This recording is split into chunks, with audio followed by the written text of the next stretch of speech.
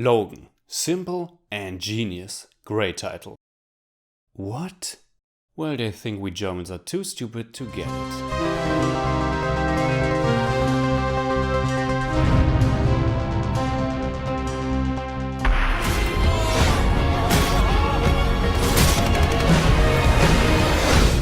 Still have time. The man, the legend, the Wolverine is back.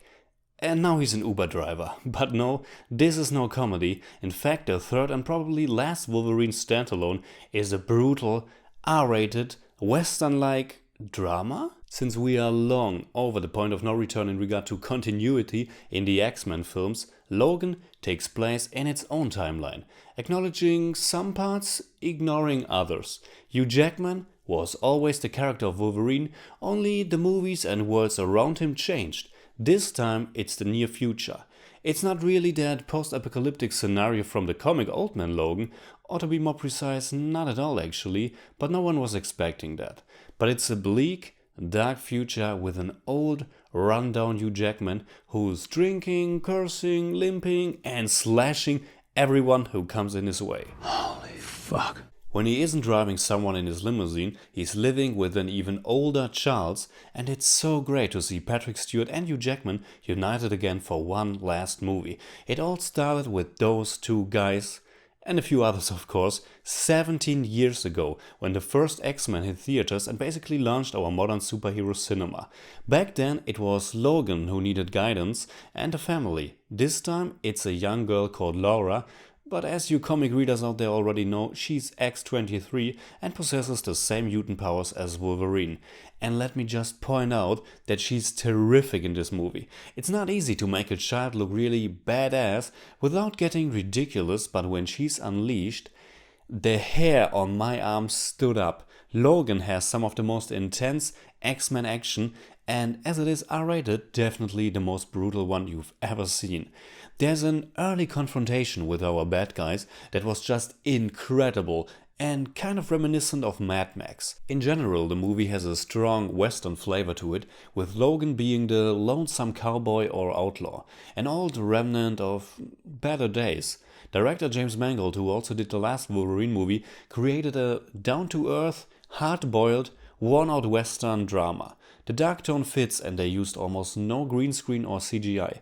It's shot on location with vast, empty landscapes making up most of the background. James Mangold also directed Copland and 3:10 to Yuma, and he has a knack for these kinds of movies. Sometimes it even feels like a horror film.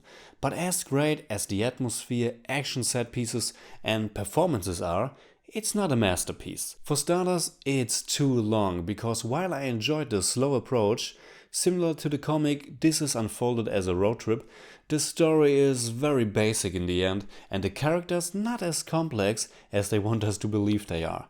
Also, Logan works terrific as a dark western action movie, but the drama part of it stayed cliché and generic. Combine the character of Wolverine, the lonely, worn-out outsider, with a young girl, you basically know what you will get. It's reminiscent of Terminator 2 or Aliens, but it also feels slightly hokey and the emotions didn't hit me that much. And while I thought the main bad guy, played by Bode Holbrook, was quite charismatic for a change, his team of Reavers didn't live up to their potential, and their big plan felt overused.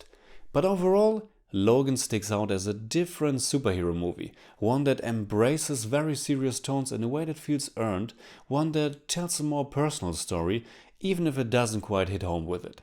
There is no other actor, not even Robert Downey Jr., who played a superhero longer than Hugh Jackman, and this was a good way to cheer one last time for the role of his life.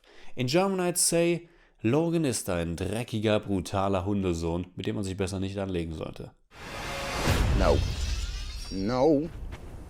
No. Holy fuck. I give Logan 7.5 out of 10. It's more like 7.4, but I don't do that. Alright, that's it like always. Comment below, let me know what you think about Logan. And today's question, quite simple. What's your favorite movie of the X-Men franchise? And that includes Deadpool and the 3 Wolverine ones. Mine is still X2. You can hit me up on Twitter, Facebook and Instagram simply at TheJimmyCage. And if you enjoyed this video, please give me a thumbs up, share, subscribe, whatever you like. And don't forget to hit the clock so we can rock.